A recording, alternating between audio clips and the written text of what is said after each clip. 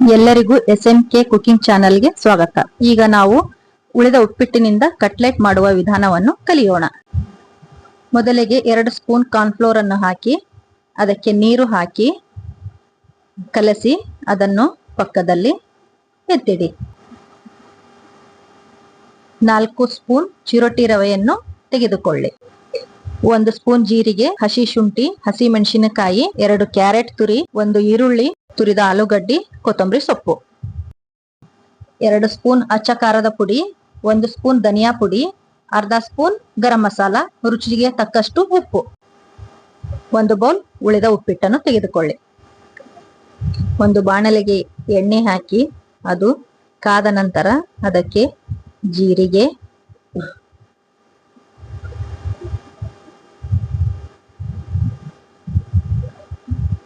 ಹಸಿ ಶುಂಠಿ,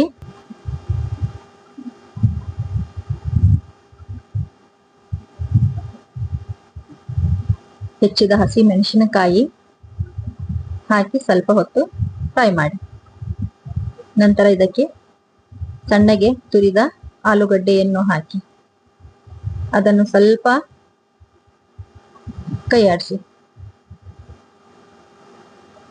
ಚೆನ್ನಾಗಿ ಹುರಿಯಿರಿ. ನಂತರ ಅದಕ್ಕೆ ಕಟ್ ಮಾಡಿದ ಈರುಳ್ಳಿಯನ್ನು ಹಾಕಿ 5 ನಿಮಿಷ ಫ್ರೈ ಮಾಡಿ.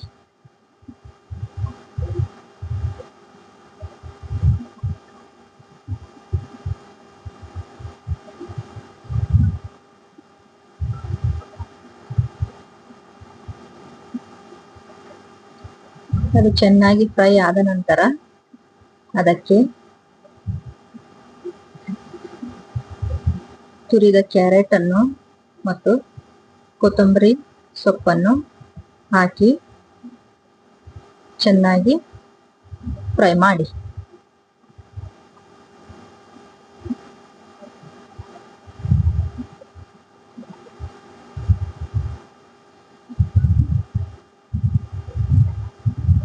ನಂತರ ಇದಕ್ಕೆ ರುಚಿಗೆ ತಕ್ಕಷ್ಟು ಉಪ್ಪು,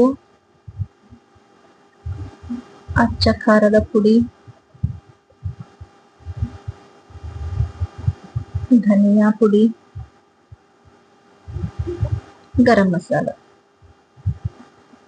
ಎಲ್ಲವನ್ನು ಹಾಕಿ ಅದನ್ನು ಚೆನ್ನಾಗಿ ಫ್ರೈ ಮಾಡಬೇಕು.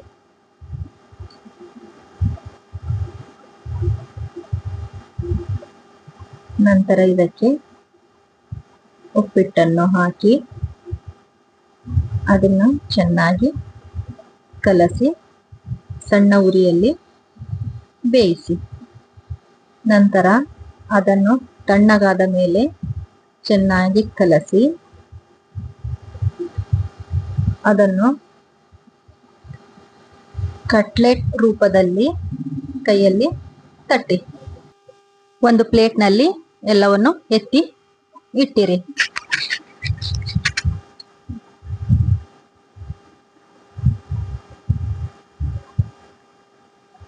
ಒಂದು ಬಾಣಲೆಗೆ ಎಣ್ಣೆಯನ್ನು ಹಾಕಿ ಅದು ಕಾದ ನಂತರ ನೀವು ತಟ್ಟಿಕೊಂಡಿರುವ ಕಟ್ಲೆಟ್ ಅನ್ನು ಕಾರ್ನ್ಫ್ಲೋರ್ ಹಿಟ್ಟಿನಲ್ಲಿ ಅದ್ದಿ ನಂತರ ಚಿರೋಟಿ ರವೆಯಲ್ಲಿ ಚೆನ್ನಾಗಿ ಹೊರಳಾಡಿಸಬೇಕು.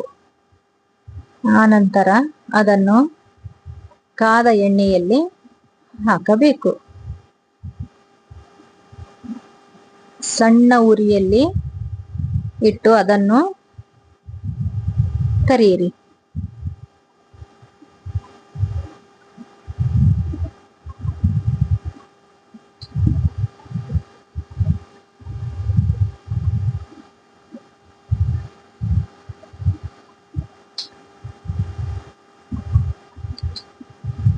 ಕೆಂಪು ಬಣ್ಣ ಬರೆಯುವವರೆಗೂ ಅದನ್ನು ಕರಿಯಿರಿ.